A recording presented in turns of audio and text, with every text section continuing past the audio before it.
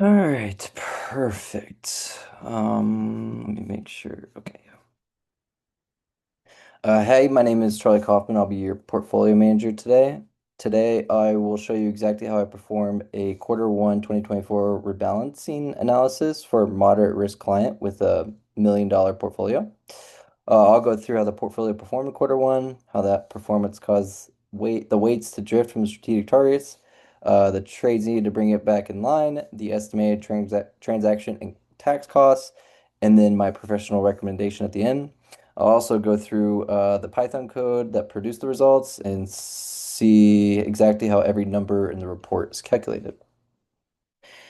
So starting out, this portfolio value is the starting portfolio value before Q1, and then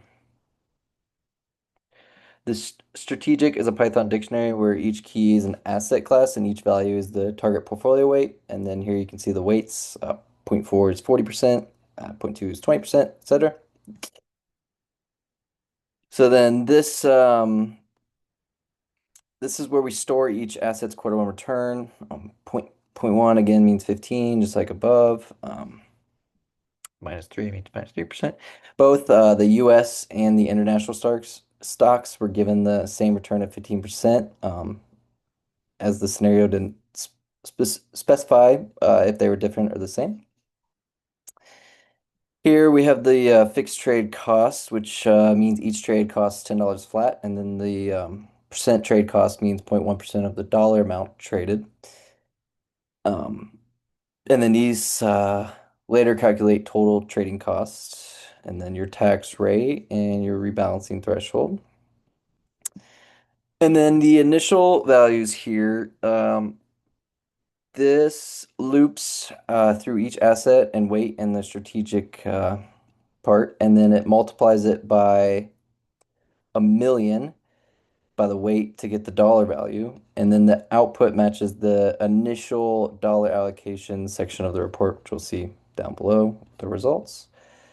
Um, so like the uh, uh, the initial allocations, like the bond, like bonds were, let's say there's a million in bonds and they're at 30%. So you do a million times 0.3 and you'll get 300K. And that's how you get the initial uh, values up here.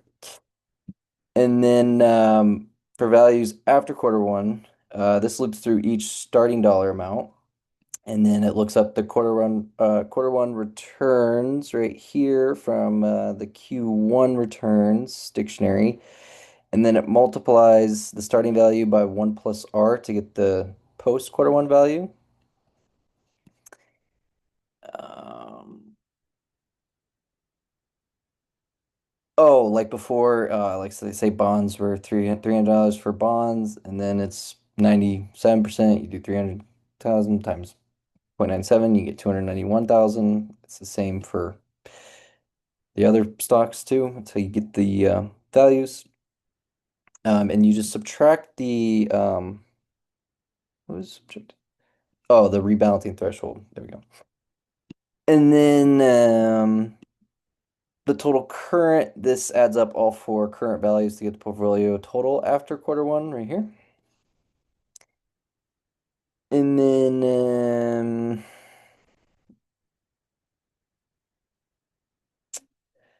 this current weights each current value divided by the total current value. And then this drift is the difference between the current weight and the target weight.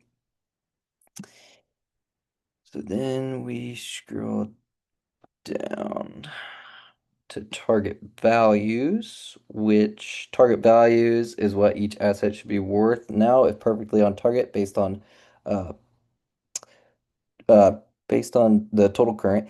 And then the trade amounts is how much to buy positive or sell negative to get from the current target.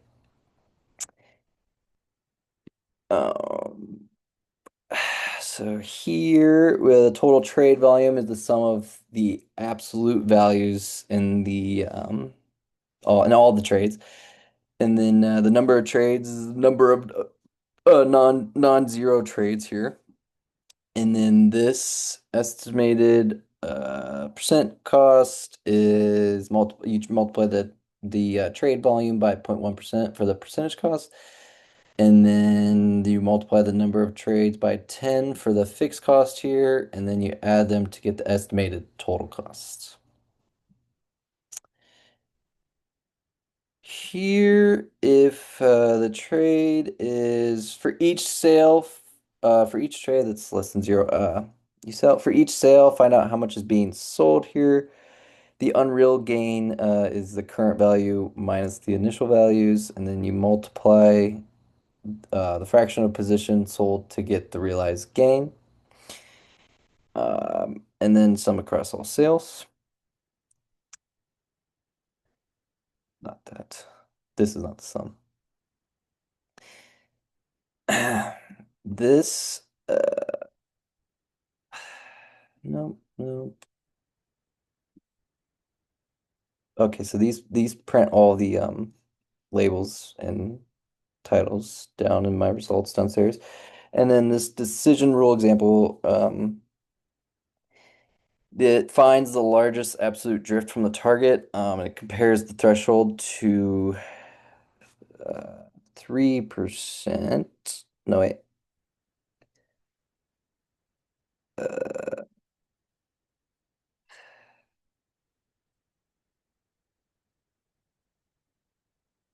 yeah. No, it's 2%. Sorry. Or 3%. No, 2%. And then if it's greater, then it recommends balance or rebalancing. And then if it's below, it says no rebalancing. And then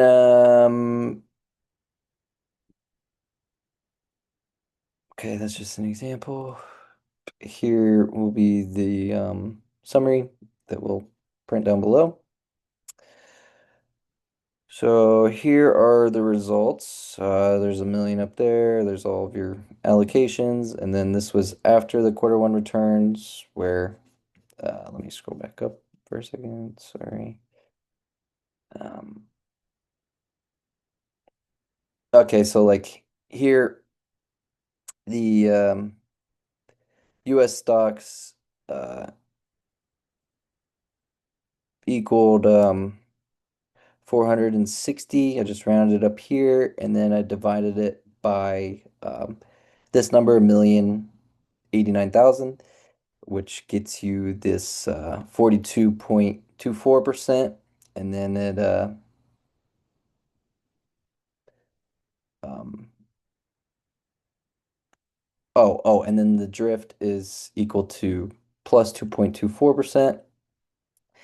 And then the bonds are minus 3.28%.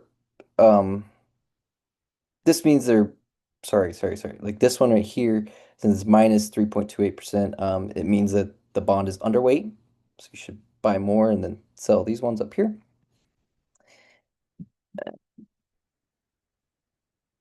So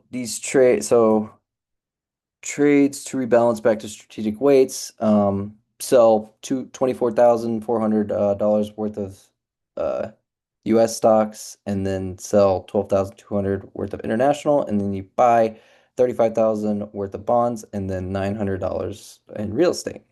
And that's going to be your rebalancing amounts right there. Uh, this was the output from the total trade volume, which was, where was it? No, total trade volume right here. It was the results from this one.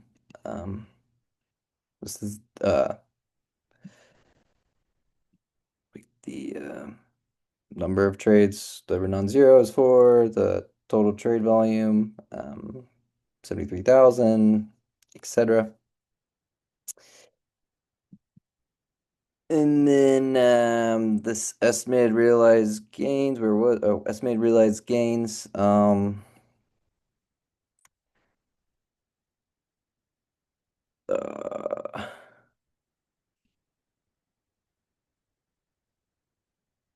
this just tells you how much you'll gain on your sells, or the stocks that you sell up here, and then buy new ones.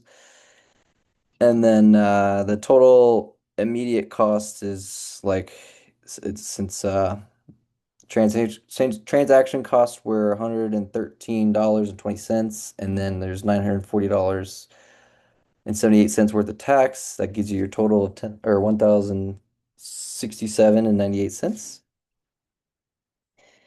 And then this says that the bonds are 3.28% under target. Um, so you should, they're above the threshold, and it basically tells you to rebalance your portfolio up top to this, get you a little bit more gains, which is cool to see. Given the so for my professional conclusion, given the equity overweight and the bond underweight, the low transaction cost and the drift being above the 3% threshold, I would recommend to rebalance now to the strategic allocation, which was up top here. Just balance it to these.